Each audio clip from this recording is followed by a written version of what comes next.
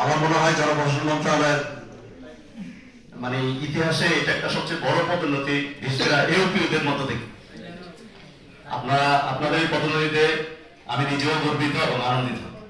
যদিও কিছুদিন আগে আমাদের এই পদোন্নতি আমরা যারা আপনাদের দেশ থেকে ইতিপূর্বে পদোন্নতি পেয়েছি আর কি, একটু আগে, এটা নিয়ে একটু আমাদের মাঝে একটু দ্বিধাদ্বন্দ্ব ছিল। আমি আশা করি আপনাদের আজকে এই পদোন্নতিতে ওই দ্বিধাদ্বন্দ্ব আর থাকছে না।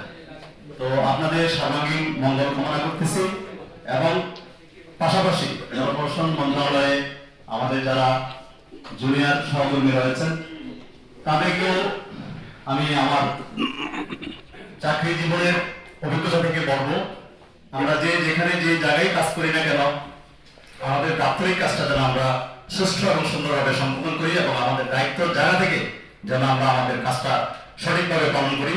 তাহলে হয়তো আপনাদেরও আমাদের মধ্যে এরকম একটা সুযোগ জীবনে চলে আসবে।